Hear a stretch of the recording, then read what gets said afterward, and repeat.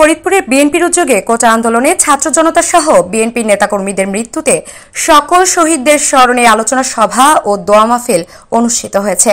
ফরিদপুর জেলা প্রতিনিধি জাকিব আহমেদ জ্যাক জানান, মঙ্গলবার বিকেলে শহরের কমলাপুরস্থ বিএনপির সাবেক কেন্দ্রীয় ভাইস চেয়ারম্যান ও সাবেক মন্ত্রী মরহুম চৌধুরী কামাল ইবনে ইউসুফের বাসভবন ময়েজ মঞ্জিলে এ মাহফিলের আয়োজন করা হয়। দোয়া মাহফিলে হাজার হাজার মানুষ অংশগ্রহণ করেন।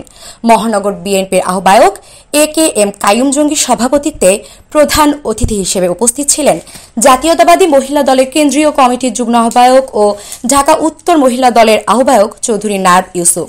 এছাড়া মহানগর বিএনপির সদস্য সচিব গোলাম মোস্তফা মিরাজ, কোতোয়ালি থানা বিএনপির ভারপ্রাপ্ত সভাপতি আব্দুর রব, সাধারণ সম্পাদক নাজমুল হাসান চৌধুরী রঞ্জন, সমাজসেবী চৌধুরী সাবাদ ইউসুফ সহ অন্যান্যরা উপস্থিত ছিলেন। এ সময় চৌধুরী নায়েব ইউসুফ বলেন, বিএনপির ভারপ্রাপ্ত চেয়ারম্যান তারেক রহমানের নির্দেশনায় কোনোভাবেই সাম্প্রদায়িক সম্প্রীতি বিনষ্ট করা হবে না।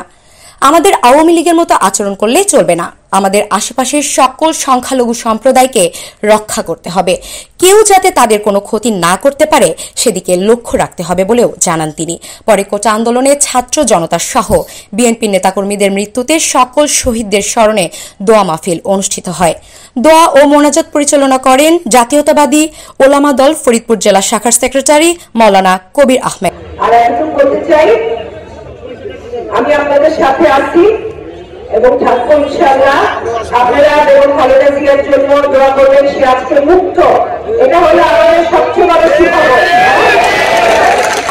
এবং তারেক রহমান আমাদের চেয়ারম্যান, ভারপ্রাপ্ত চেয়ারম্যান তারেক রহমান ইনশাআল্লাহ অতি শীঘ্র আমাদের দলকে নেতৃত্ব দেওয়ার জন্য উনি দিচ্ছিল লন্ডনে বসে, এখন একেবারে সরাসরি ডাইরেক্ট নেতৃত্ব দেওয়ার জন্য বাংলাদেশে আসবে। সেই দিনের জন্য আমরা অপেক্ষা করি এবং সেই দিন আমরা বিজয় মিছিল করবো।